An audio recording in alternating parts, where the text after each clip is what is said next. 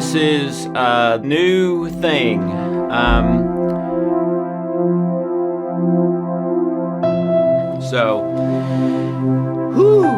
Little weird. I've been building to this for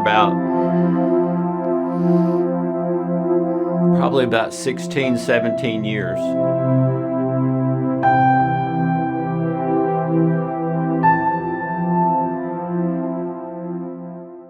Hi, I'm Dr. Alex Loyd, and welcome to the New Jesus. I want to talk about something today in hopefully 15 minutes or less that was absolutely life-changing for me. I've never heard a preacher preach on it. I've never heard it taught in a Bible school class. That doesn't mean it has been, probably has been. All that means is it's new to me. May not be new to you, but it's new to me. But I never heard this before. And I was reading scripture, came across this, was praying, and had some thoughts about it that I'd never had before. Dug into scripture, dug into some commentaries, asked a couple of people who are scholars. I'm not. And what I ended up with is what I'm about to share today. So here it is. It's from 2 Corinthians 12 verses 9, which I'll read in a second. But here's my question for you today that I'm going to start with and leave you with in just a few minutes. Would God rather you sin than to not learn fill in the blank? Which I'm going to tell you in a minute. Would God rather you sin than to not learn this? Is that possible? I mean, the reason this is so hard to believe for me is that the way I grew up in a strict legalistic church, and the school was sort of, it was a Christian school, so its theology was sort of the same as the church, and then my family theology was the same as both of those. Even though my parents were less strict than the school or the church, they were still pretty strict by today's standards.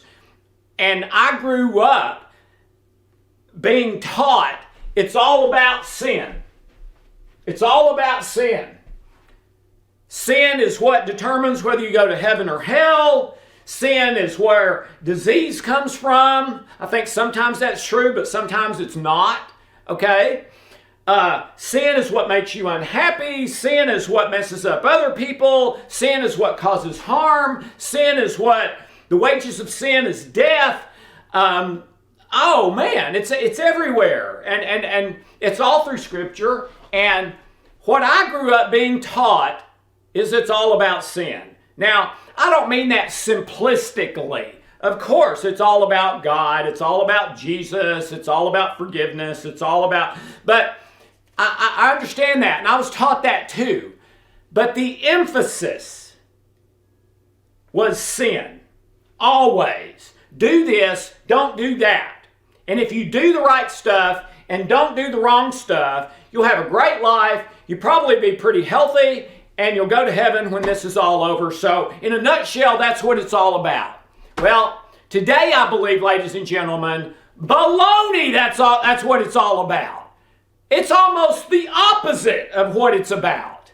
The way I read Scripture, especially the New Testament, today. So let's take a look at that. All right. First of all, let me read. And I got to get my glasses. Sorry about that. Should have already had them. 2 Corinthians 12, and I'm going to start in verse 7. But before I do, this is written by the Apostle Paul in about AD 56. Okay? Paul was converted at 30 years of age, the road to Damascus thing. He died at 60 years of age. And 2 Corinthians was written when Paul was about 52. So closer to the end of his life, he's got mileage on him now. He's got experience. He's not a young believer anymore. He's not wet behind the ears. He's experienced and seasoned now. Okay? So that's where he is in his life as he shares this. Okay? So now, let me read 2 Corinthians 12, starting in verse 7. To keep me from becoming conceited, because of these surpassing great revelations, there was given to me a thorn in the flesh. It didn't just happen. It was given to him on purpose. Right? Not by God, by Satan. A messenger of Satan, it says. All right? So this didn't just happen. This was done to him. He didn't do it. It was done to him. Okay. There was given me a thorn in the flesh, a messenger of Satan to torment me. Wow, strong language. 3 times I pleaded with the Lord to take it away from me, but he said to me, my grace is sufficient for you, for my power is made perfect in weakness. All right, let's stop there for now. We're going to pick it up there in the second part of verse 9, but not yet. All right, so let's take a look at this. He was given by Satan, Satan's messenger, or Satan, a thorn, something that hurt in his flesh, and we know it hurt because he said, it tormented me. I mean, that's not just pain, that's big pain, right? I mean, what in your life would you say that about? This has not just been a pain, this has tormented me. Wow, that's pretty big, all right? And it tormented Paul, as best we can tell, by context and looking at some supporting scriptures earlier in that chapter as well. For 14 years, this thorn in the flesh had been tormenting Paul, it seems, for 14 years. And during those 14 years, he asked God 3 times, please, Father, take it away. All 3 times God said, no. Does God say, I can't? Of course not. He can do anything. Does God say it's not best for you? Yes, he does. That's what he says. We just read it, okay? My grace is sufficient for you, all right? You need to learn something here, Paul, and you're going to learn it through the pain, all right? So, what was Paul's thorn in the flesh? Some people think it was sin. Lusting, I've heard that. Some people think Paul might have been gay. I don't know, but several opinions. Google it yourself. Some people think it was sin. Some people think it was sickness, especially bad eyesight. Some people think it was opposition and resistance to the work that he was trying to do. Okay? So what was it? We don't know. But guess what? It doesn't matter. Because if it was sin, then what Paul's experiences is guilt and shame. All right? If it's sickness, Paul's experiencing pain and fear about the sickness. Oh man, this might kill me. As opposed to faith in God, Father, your will be done. I will not fear because you are with me. All right?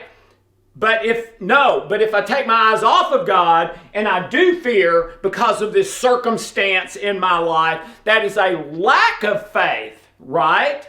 That is a lack of belief in God and God's promises in Scripture, all right? So if it's sickness, it's pain and fear, but that can still be sinful because it's selfishness and focused on me and what I want and don't want instead of the greatness and goodness and faith in God to do whatever His will is about this sickness, okay? So the sickness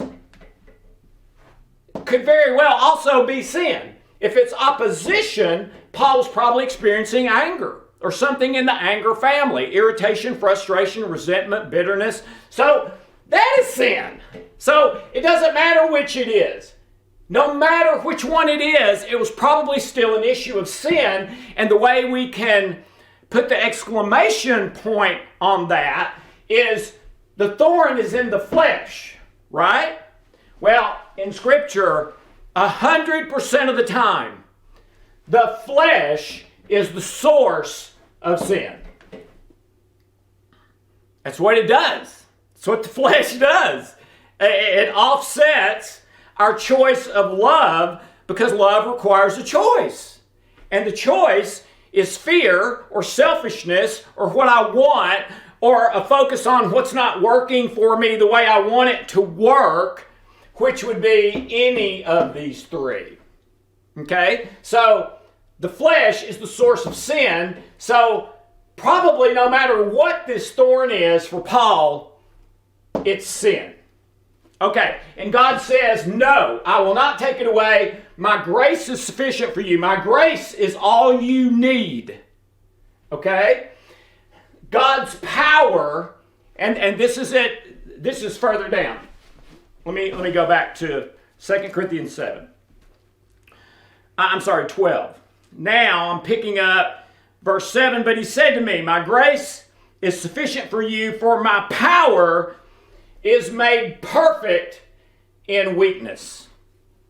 That's God. My power, God's power, is made perfect in weakness, and this thorn is making Paul weaker. It's tormenting him, making him weaker. But God says, hey, it's really a good thing because my power is made perfect in Paul's weakness, and in yours, and in mine. All right? So, God's power, grace, and that's one of the definitions of grace. There's really two definitions. One is unmerited favor. The other one is God's power to accomplish His will of whatever that thing is. Okay?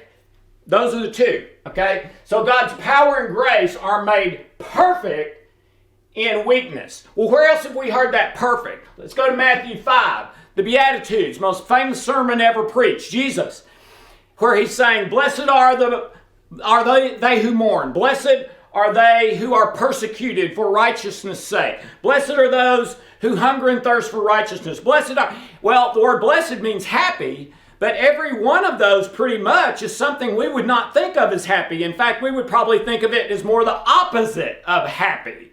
But God says, hey, this is my kind of happiness. You are blessed when, well, how in the world could that be? Well, Jesus goes on in the Matthew 5 Beatitudes, after all the blessed are, then what does Jesus say? All right? He's not come to abolish the law, but to fulfill the law. All right?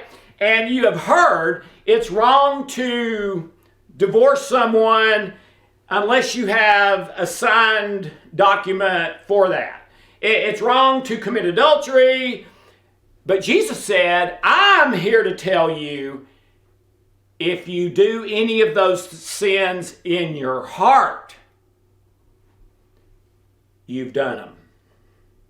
Oh my goodness! That takes sin to a whole nother level. It's not just what you do, it's what you think. And that's why we're supposed to take every thought captive. Okay? So, at the bottom of the Beatitudes in Matthew 5, what does Jesus say? After all of that, now it's not only wrong if you do it, it's wrong if you think it and don't take the thought captive, but keep participating with it and imagining doing the sin, then you've done it. Well, how long does it take for me to not take it captive and think about it before it turns to a sin? Is it 5 seconds? Is it 5 minutes? We don't know. That's a matter of the heart, okay? But I believe you'll feel it when you know you've gone too far and crossed that line. I believe you'll feel it. So immediately take the thought captive. But at the bottom of all of that, Jesus says, so therefore, be perfect. Okay, right. Yeah, I'll just start that right after lunch, being perfect. Thanks for the advice. I'll do it right after. Be perfect? Really? But wait a minute. Be perfect God's way, probably not the way you're thinking or I thought for most of my life. So let's look at that. Now we go to James 1, and that passage that everybody hates. I hated it growing up. I don't like to say the word hate, but if there's one that I do hate, not now, but growing up, this was probably it. It's the one, count it all joy when all these terrible, painful, suffering, sickness, disease, people being mean to you, whatever. Count it as joy when that happens. Well, how in the world am I supposed to do that? Because I know that God is using it just like He used Paul's thorn in the flesh to make His power perfect in me. But it's more than that. Back to James 1. Why should I count it as joy when all these negative, painful things happen? Because the trials will lead to joy if you give it to God and handle it God's way. That will lead to the testing of your faith. The testing of your faith will lead to perseverance. The perseverance will lead to, you want to guess? The perfect version of you. It matches Jesus in Matthew 5. Be perfect. Well, in James, Paul says, this is what makes you perfect, God's way. Okay? Let's go a little farther in James 1. A little farther down. If you need wisdom, ask and it will be given. Like Solomon. That's pretty cool, right? You need wisdom? Ask. God's going to give it to you. If I need wisdom, ask. If I'm in a situation, don't know what to do, Father, please give me wisdom to know your path here. Okay? But, wait a minute. That's not all of it. If you need wisdom, ask. But, there's a but. You must believe and not doubt. If you doubt, don't expect anything. You are double-minded. Meaning you're trying to live with 1 foot here and 1 foot here. 1 foot in what I want and 1 foot in trying to be right with God so that I don't go to hell and go to heaven. You can't do that. That's the passage, does sweet and bitter water come from the same source? No, it cannot happen. Okay? So, if you're in a trying situation and you ask for wisdom, but you really don't believe God's going to do anything, according to Scripture, that's the definition of you being double-minded or just not believing enough. And faith is the fruit of the Spirit, so it comes from God. It's not you conjuring up belief in faith. It's you, as my mentor said one day, you discover yourself one day believing. You discover yourself believing. Not effort. Okay? It comes from God. But if you ask for wisdom and it doesn't come, scripturally, you're double-minded. All right? The definition of grace, we talked about that. Earned merited favor or God's power to do His will to create the perfect Paul, the perfect you, the perfect me. Well, would you rather have the perfect you or a 50% version of your life? The perfect you or a 75% version? The perfect you or a 99% version? No matter what it is, we'd rather have the perfect version of ourselves and our marriage and our family and our life and our career.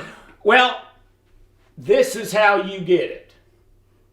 By giving it to God, and when the pain comes, when the thorn in your flesh comes, whether it's sin, sickness, opposition to what you want in your life, to understand that's to be given to God, and that the pain is a good thing. The pain is an opportunity to go up to the next level in your life when God uses that pain to make you a little bit more perfect. Okay? The purpose of the thorn, it says, for Paul, I read it, was so that he wouldn't become conceited. It was for humility. The purpose was for humility. That's what C.S. Lewis says in the Screw Tape Letters is Satan's biggest enemy. In the Screw Tape Letters, Satan is saying to one of his demons, whatever you do, don't let them develop humility. If they develop humility, we've lost them. Okay? So that's the point of the thorn and the pain, is humility. God's power to create the perfect Paul. All right? Verse 10. So now, this is verse 10 from 2 Corinthians 12. All right. So Paul says, now, not then. Then he was upset by the thorn, asked 3 times to take it away over 14 years. But now, in the scripture, Paul delights in pain. Why? Because when I'm weak, then I'm strong. Because God makes his power perfect in our weakness, not in our strength. In our belief, not in our works. Salvation is not of works, lest anyone should boast. It is of grace, 100%. Okay. So the flesh, where we started up here, the thorn in the flesh, is the source of all sin. Grace is God's solution to sin. So, we learn and receive God's solution to our problems through sin. That's unbelievable, right? Because I grew up being told sin is the horrible thing that we should be focused on. No.